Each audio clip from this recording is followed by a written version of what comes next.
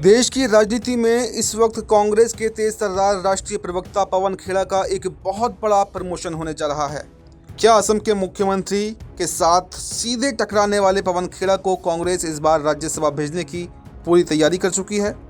और सबसे बड़ा सवाल है कि आखिर राज्यसभा की इन सीटों को लेकर कांग्रेस के भीतर कौन सा भयंकर घमासान आखिर मचा हुआ है, जहां पर पूर्व मुख्यमंत्री अशोक गहलोत से लेकर कमलनाथ तक के नाम दांव पर लग चुके हैं।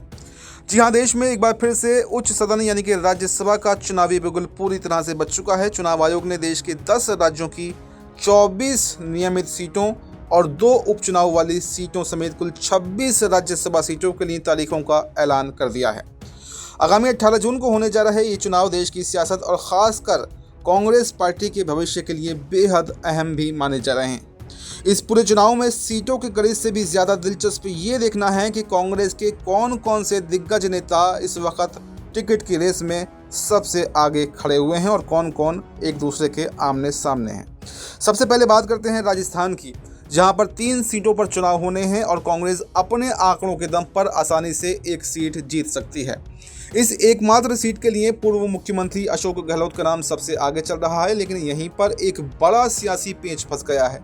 गहलोत वर्तमान में विधायक हैं और सूत्रों की माने तो कांग्रेस आलाकमान राजस्थान की पूरी कमान सचिन पायलट को सौंपकर गहलोत को दिल्ली की राजनीति में एक बड़ी और सम्मानजनक भूमिका देना चाहता है।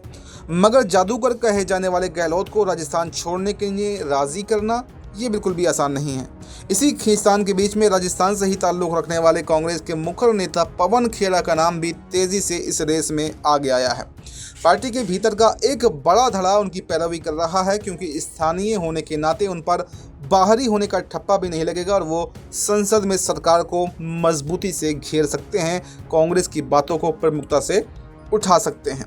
राजस्थान के बाद में मध्य प्रदेश की स्थिति भी बेहद रोचक बनी हुई है। यहाँ पर दिग्विजय सिंह का कार्यकाल समाप्त होने से वो सीट खाली हो रही है और आंकड़ों के हिसाब से देखें तो मध्य प्रदेश में भी कांग्रेस एक सीट आसानी से जीत सकती है। हालांकि खुद दिग्विजय सिंह ने तीसरा कार्यकाल लेने से मना कर दिया है, लेकिन राजनीति के जानकार उन्हें अभी भी पूरी तरह से रेस से बाहर नहीं मान रहे हैं। अगर दिग्विजय सिंह नहीं लड़ते हैं तो पूर्व मुख्यमंत्री कमलनाथ का नाम सबसे मजबूत माना जा रहा है, जिनके बड़े राजनीतिक कद को देखते हुए पार्टी में विरोध की गुंजाइश भी कम है। इसके अलावा मीनाक्षी नटराजन और प्रदेश अध्यक्ष जीतू पटवारी के नामों की भी सियासी गलियारों में खूब चर्चा हो रही है। वहीं दूसरी तरफ दक्षिण के गढ़ यानी कि कर्नाटक में कांग्रेस 4 में से 3 सीटें आसानी से जीत सकती है, जहां पर एक सीट पर खुद कांग्रेस अध्यक्ष मल्लिकार्जुन खड़गे का नाम लगभग तय है, लेकिन बाकी 2 सीटों पर मुख्यमंत्री सिद्धरामैया और उप मुख्यमंत्री डीके शिवकुमार के बीच में अपनी साख बचाने की अंदरूनी जंग सी छिड़ गई है।